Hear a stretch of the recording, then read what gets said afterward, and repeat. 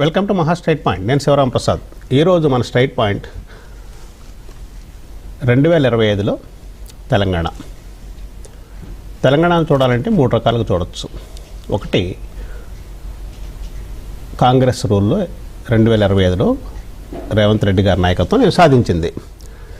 దాన్ని ప్రధాన ప్రతిపక్షమైనటువంటి బీఆర్ఎస్ ఏ విధంగా విశ్లేషిస్తున్నారు? మూడు, బీజేపీ, దాని రెలవెన్స్ ఏంటి? బీజేపీ వారు ప్రధాన ప్రతిపక్షంగా ఉన్నారా, లేకపోతే మూడో వారుగా ఉన్నారా, లేకపోతే వారి దారేటు? వీటిని గమనించాలంటే వాటి నాయకత్వాన్ని గమనించాలి.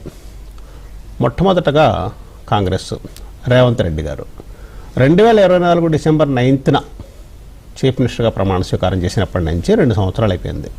ఈ 2 సంవత్సరాల కాలంలో రేవంత్ రెడ్డి గారు మొట్టమొదటి సంవత్సరం ఈ కాంగ్రెస్లో ఉన్నటువంటి నానుడి ప్రతి సంవత్సరానికి ఒక చీఫ్ మినిస్టర్ మారతారని. కానీ రేవంత్ రెడ్డి గారు ఫస్ట్ ఇయర్లో కొన్ని అట్టట్ల అడుగులు వేసుకుంటూ నడిచిన 2025లో మాత్రం స్థిరపడ్డారని చెప్పచ్చు. తనదైన ముద్ర వేశారని కూడా చెప్పచ్చు. ఎందుకంటే అది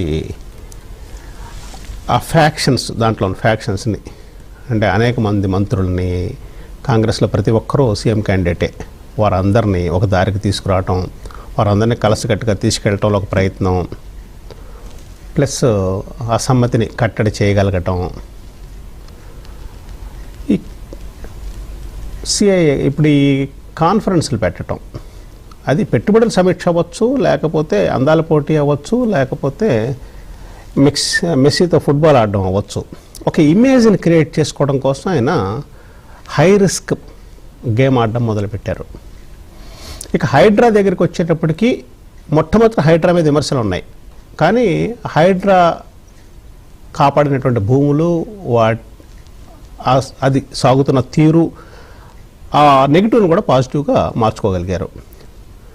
నెక్స్ట్ వచ్చేటప్పటికి కొన్ని చేయలేని ఉన్నాయి. ఆ బీసీ రిజర్వేషన్ల తరపున పోరాడారు, మూసీ పరివాహక ప్రాంతం అన్నారు. ఇక ఎమ్మెల్యేలని, బీఆర్ఎస్ నుంచి తీసుకున్నటువంటి ఎమ్మెల్యేలని న్యూట్రల్ చేయగలిగారు. అంటే ఆ పార్టీ వారా ఈ పార్టీ వారని కాకుండా దాన్ని ఒక అట్లా క్వశ్చన్ మార్క్ లాగా మిగల్చగలిగారు. ఓవరాల్గా చూస్తే రేవంత్ రెడ్డి గారు స్టెబిలైజ్ అయ్యారు ఆయన పదవిలో అన్నది చెప్పొచ్చు కొంతమేరకు. 2, ఇక బీఆర్ఎస్ దగ్గరికి వచ్చిన ప్రధాన ప్రతిపక్షం కేసీఆర్ గారు ఫిగర్ హెడ్గా ఉన్నారు, కానీ కేటీఆర్ గారికే బాధ్యతలను అప్పచెప్పేశారు. కేటీఆర్ గారు face of the BRS channel కూర్చున్నారు. ఆయన పోరాటం ఏం చేస్తున్నారు? బీఆర్ఎస్ని పార్లమెంట్ ఎన్నికల్లో అనుకున్నది సాధించలేకపోయినా ఇక్కడికి వచ్చేటప్పటికి స్థానిక ఎన్నికల్లో తమ సత్తా చూపించగలిగి ప్రధాన ప్రతిపక్షం మేమే, ఎప్పటికైనా కానీ మళ్ళీ అధికారం మాదే అని కేటీఆర్ గారు ఈ సంవత్సరంలో గట్టిగా నిలబడగలిగారు.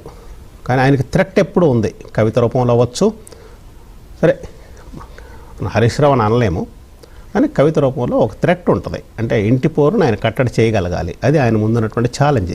రేపు జరగబోయేటటువంటి ఎన్నికల్లో కూడా ఆయన ఎంత మేరకు ప్రభావితం చూపిస్తారు అన్నది.